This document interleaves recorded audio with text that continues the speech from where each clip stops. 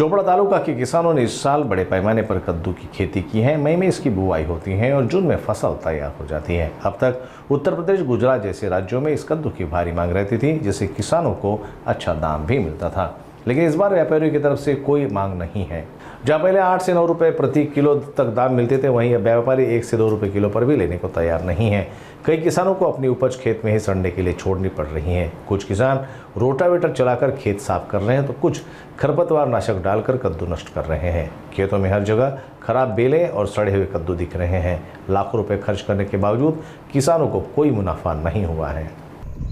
मार्केटमध्ये भाव नसल्या कारणास्तव आणि मार्केटमध्ये कोणी विचारायला तयार नाही आहे चक्रीला।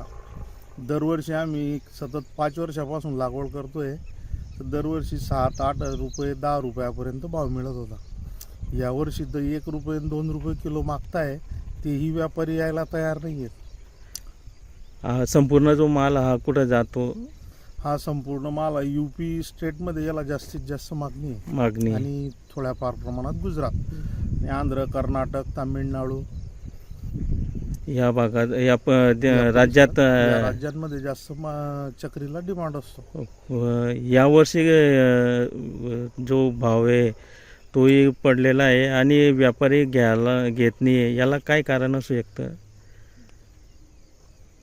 याला कारण म्हणजे आता शेवटी व्यापार हा मागणीवरच डिपेंड असतो ना, डिपेंड हा शेवटी मागणीवर असतो आणि बाय प्रॉडक्ट्सचा सेल नसेल म्हणून बाजारात ढेसर होऊन गेली।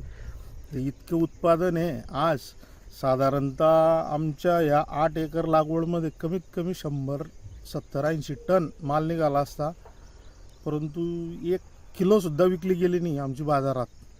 जागेवर सर्व सडून मोकळून गेला। आम्हाला शेवटी तणनाशक हे मारून मोकळं करावं लागलं। किती खर्च लागलेला आहे?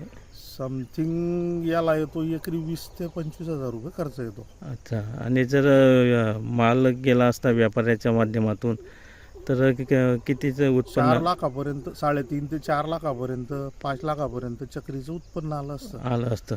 परंतु या कालावधीचं पीक आहे। आज शेतकऱ्याला चक्री लावून आपल्याला शेतातच सोडू द्यावं लागतंय। हो, 100% शेतकऱ्यांचं नुकसान आहे। कुठलाही शेतकऱ्याचा माल तोडला गेला नाहीये, पूर्ण शेतातच पडलेला, शेतात